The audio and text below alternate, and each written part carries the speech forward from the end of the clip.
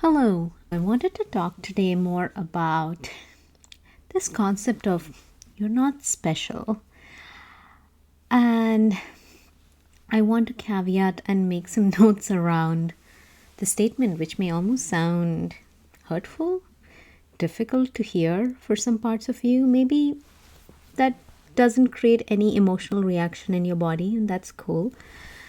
But to me, it's been an interesting concept for me to play with as I've been working with what do I tie to my identity and realizing that specialness might be something that I do tie to my identity, and how do I detangle that just a bit.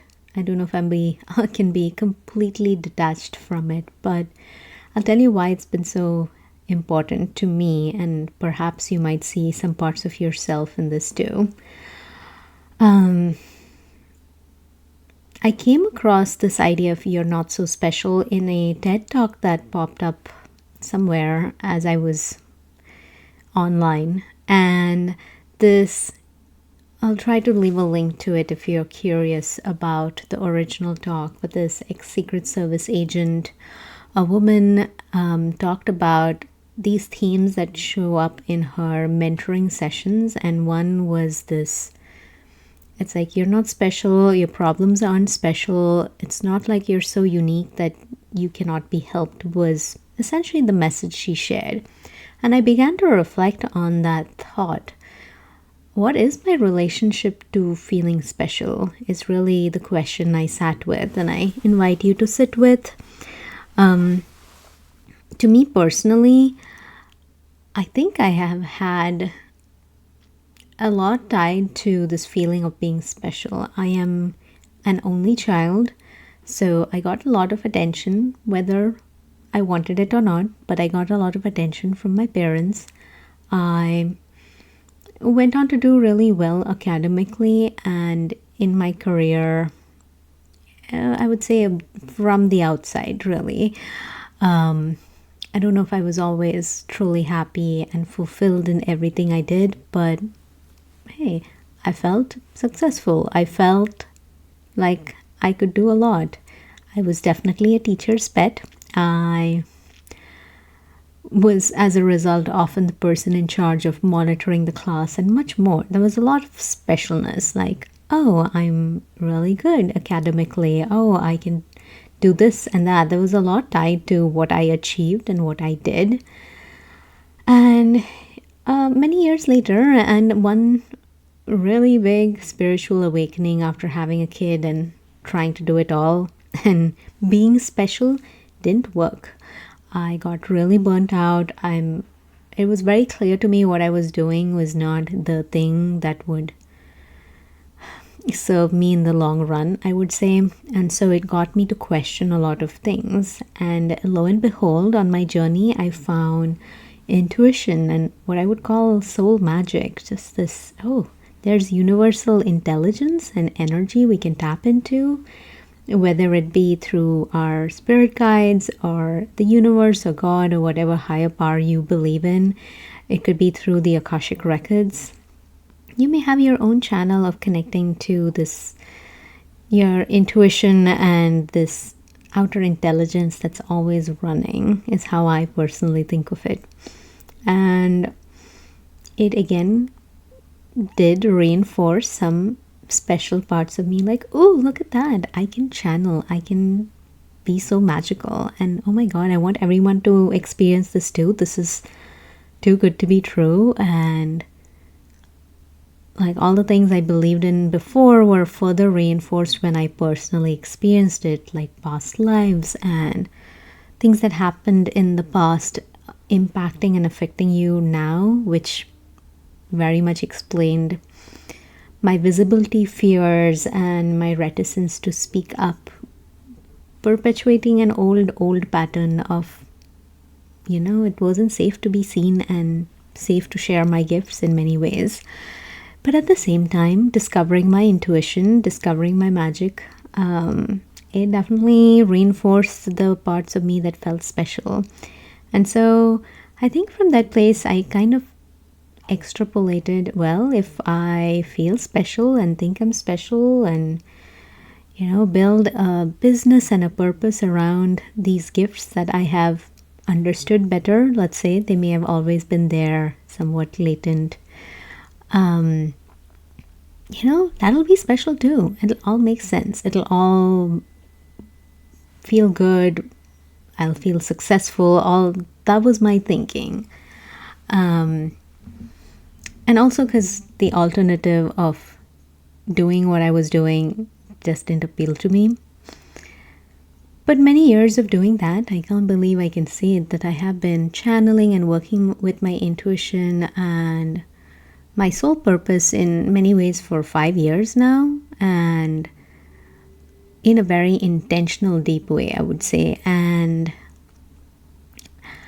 I've come to realize maybe there was a lot of attachment to the specialness, and it's not serving me. Here's how it's not serving me. It makes me think that somehow magically me offering these gifts or helping others see their intuition, their soul magic, oh yeah, it's just all going to click together and this business will come together. It will fund me in a way that I don't need my day job, and I will be in flow with the magic of the universe. Like, that was kind of this very optimistic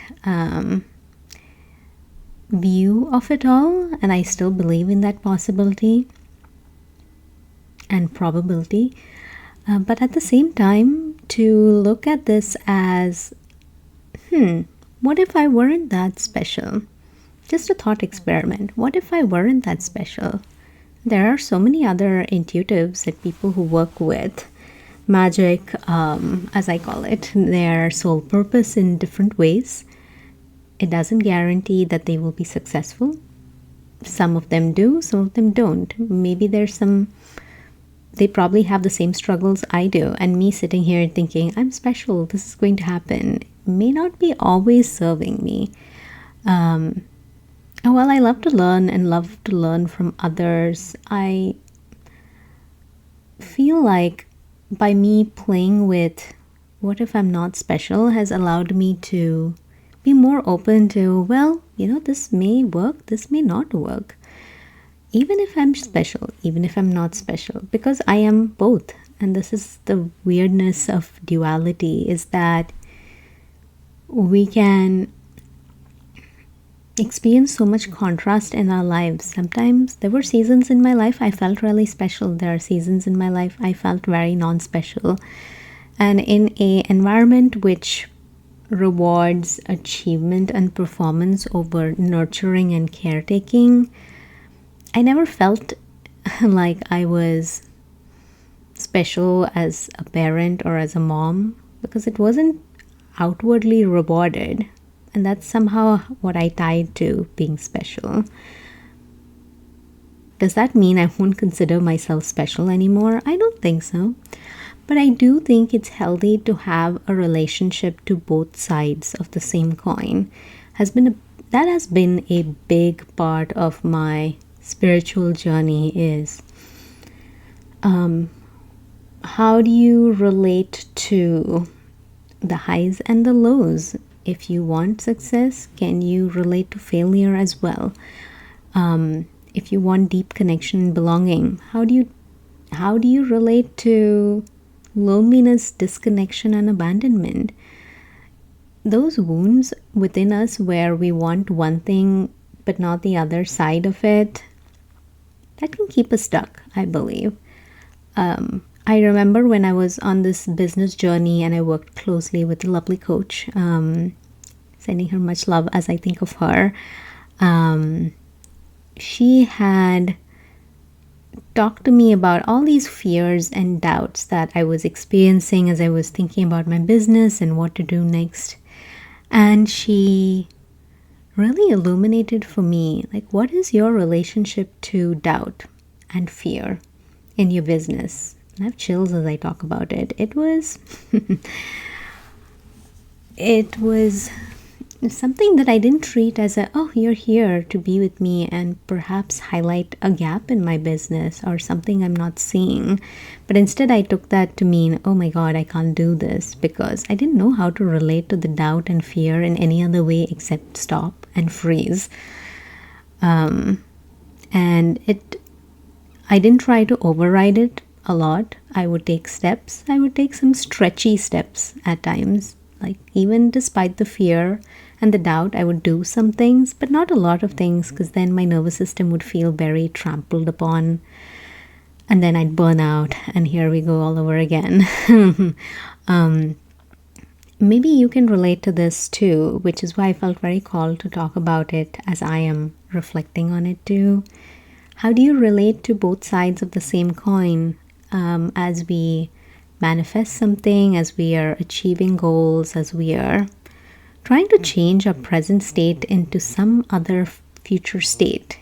Even in something as simple as that, how do you relate to your present state just as much as your future state? And I invite you to self-investigate. Just be this cool detective. I am a big fan of all detective stories and mysteries, Sherlock Holmes and more. It's not as, I wish there was a more female version of it from back in the day. There are many other detective stories with women. I do remember Nancy Drew as being a favorite when I was a kid. But I want you to don that persona, and can you investigate, like, what is your relationship to your future state? And what is your relationship to your present state? And does one feel limiting? Like, oh my God, that future state feels so big that I can't imagine it? Or is it your present state that you hate it so much that you just keep feeling that on and on every time you think about it? Which is very relevant to something I've been moving through in an aspect of my life. So I'm taking a moment to reflect on that.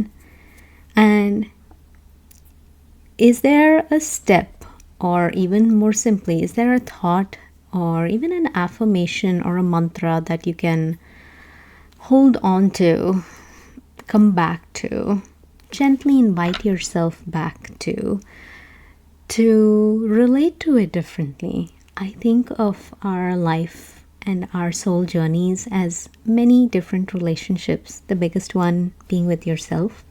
And I'm inviting you to journey deeper into that relationship with yourself. And what is the polarity or the contrast that you're feeling tension around? For me, definitely there's a present state, future state tension, but there's also this specialness or not so special tension. And I don't want to be not special. It's not fun to be not special. Being special brought me a lot of love. That's how I received love through my family. I received being seen through friends.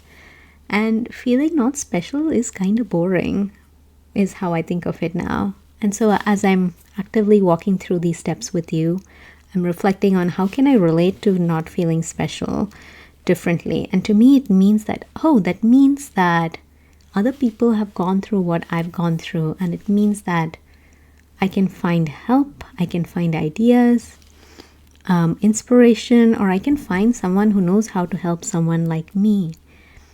And that does bring me some comfort in this time as I play with this and think about both sides. So with that, I invite you to reflect on that too.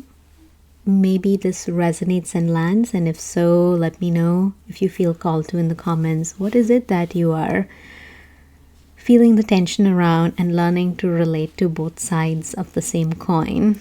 If you need help with thinking this through and want some more advice on starting to do the self-inquiry, also feel free to comment. Happy to respond to that. Or you can get on my mailing list, and then you'll be able to reach out to me personally as well. I do read all the replies and thanks and more that come into my inbox as well.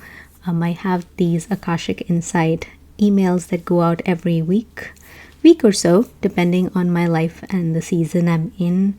And they're meant to help inspire you to reflect more deeply, just like I'm inviting you to in this video, and bring you perspective, like a higher perspective for a lot of things that we deal with in our day-to-day life. Make the much more serious parts of our life feel a little lighter, because you're able to step a little bit above or away from it and look at it, and with the support of the higher power you trust in and the guides that I channel. With that, thank you so much for receiving today. I will sit with these inquiry questions, and I invite you to do the same as well.